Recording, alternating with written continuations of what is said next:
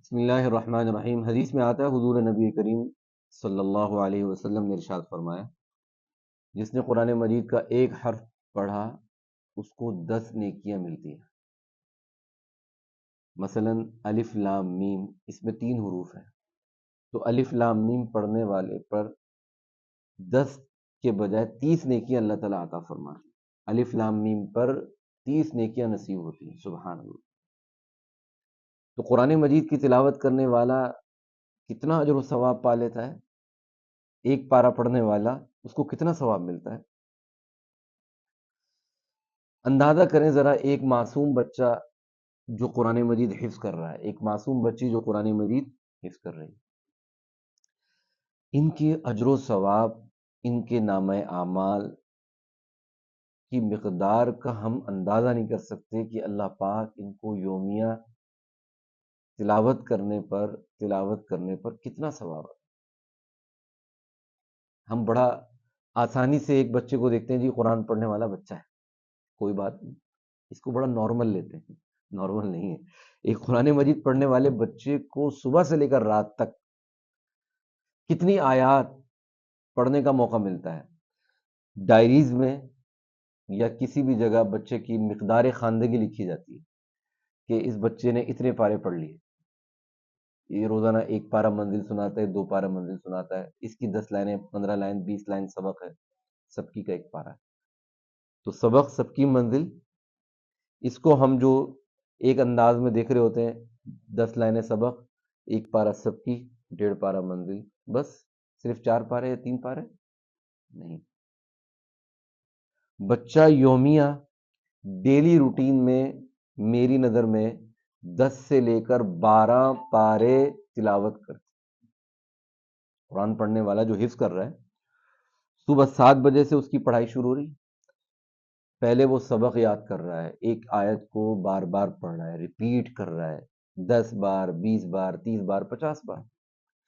اب ایک آیت جیسی اس کی بہت ساری آیتیں ہیں، وہ اگر 20 لائنیں یا 15 لائن سبق لے رہا ہے تو اس میں اس کی 15 آیتیں بھی ہیں، 20 آیتیں بھی ہیں، انہی 20 آیتوں کو 50 بار ریپیٹ کر رہا ہے یاد کرتے وقت، پھر اسے سنانے کے لیے جا رہا ہے استاذ کو اور سنا رہا ہے، پھر وہی سبق وہ سبکی میں بھی دہرا رہا ہے اور پوری سبکی پارے کو ایک دفعہ دہرا رہا ہے، پھر اسے سنا رہا ہے، پھر کچھ غلطیاں آئی انہیں یاد کر رہا ہے، پھر منزل یاد بھی کر رہا ہے، دہرا بھی رہا ہے، اسے سنا بھی رہا ہے، پھر غلطیاں بھی یاد کر رہا ہے، پھر دوپہر میں جا کے مطالعہ لے رہا ہے، پھر مطالعے کو دہرا رہا ہے، اسے پختہ کر رہا ہے، پھر مغرب میں جا کے سبق یاد کر رہا ہے۔ اندازہ کریں، ایک بچہ یا ایک بچی قرآن پڑھنے والا روزانہ 10 سے لے کر 15 پارے تلاوت کرتا ہے، 10 سے لے کر 15 پارے، اور ایک پارے کے اندر کروڑوں حروف ہیں، اربوں حروف ہیں، اور ہر حرف کے اوپر 10 نیکیاں مل رہی ہیں، 10 نیکیاں مل رہی ہیں۔ تو سوچیں، جو بچہ روزانہ اربوں کھربوں انگنت حروف تلاوت کر رہا ہے، جو روزانہ ہزاروں آیات تلاوت کر رہا ہے، اور حروف کو تو میں کاؤنٹ ہی نہیں کر سکتا، انکاؤنٹیبل حروف، لیٹرز وہ تلاوت کر رہا ہے، اندازہ کیجئے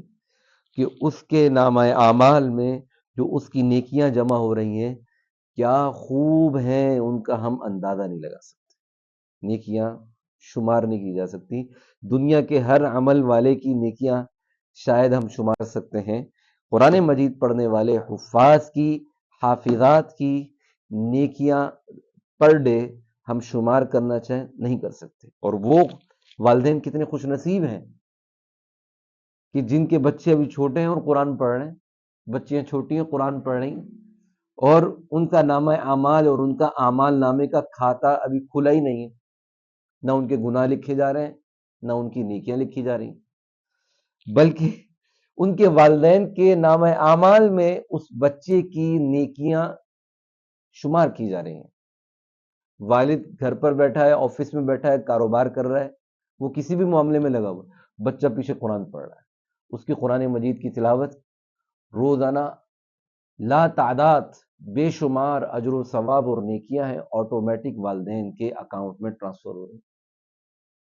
اتنی بڑی نعمت ہے، سبحان اللہ۔ یہ آپ کو آپ کا وہ بچہ دے سکتا ہے، وہ بچی دے سکتی ہے جو قرآن پڑھے۔ اس لیے یہ والدین کے لیے اور ان کے بچوں کے لیے بہت قدردانی کی چیز ہے کہ قرآن مجید کو حاصل کریں، قرآن مجید کو سیکھیں۔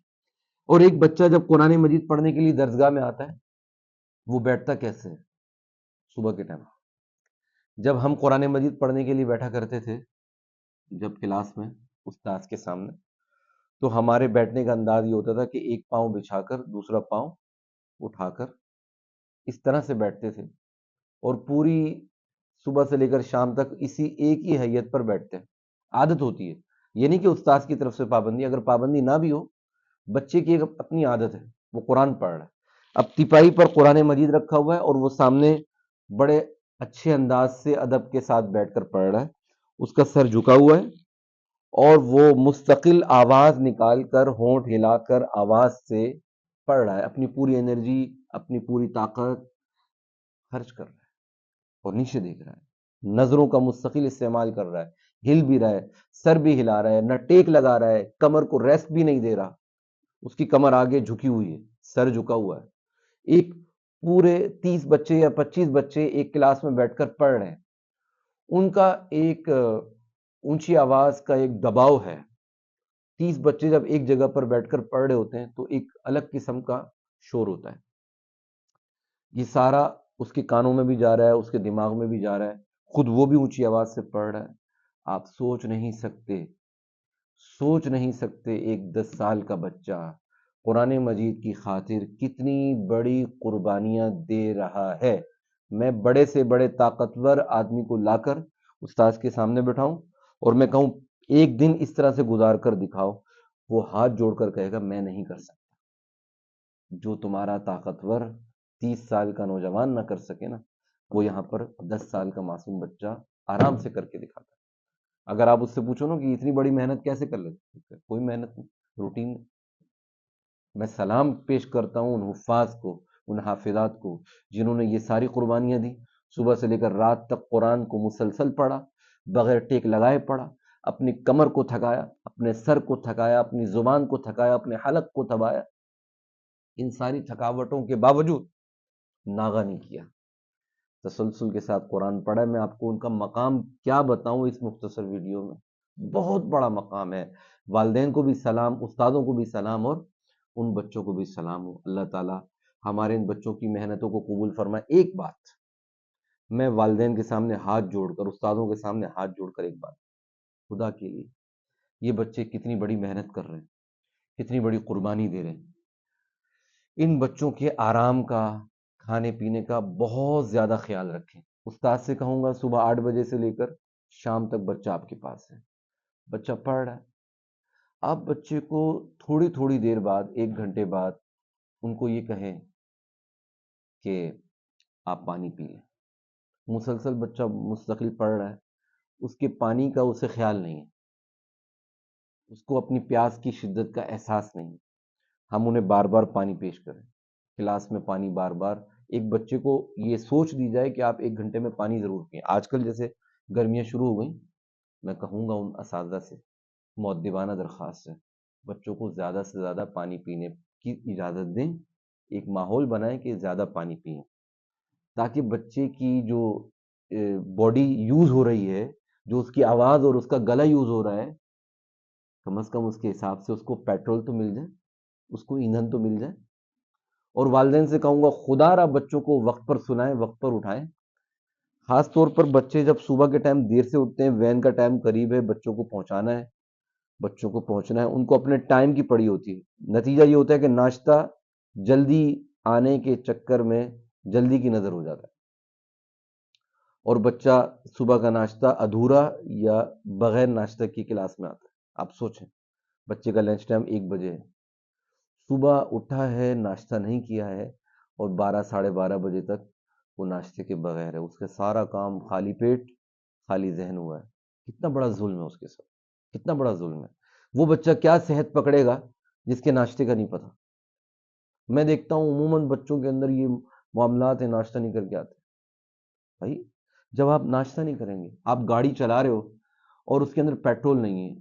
آپ گاڑی چلا رہے ہو، اس کے اندر ایندھن نہیں ہے، آئل نہیں ہے، آپ کیسے چلاؤ گے گاڑی؟ تو بچے کو کلاس میں لا کے بٹھا دیا جاتا ہے اور یہ کہا جاتا ہے سناؤ، پڑھو،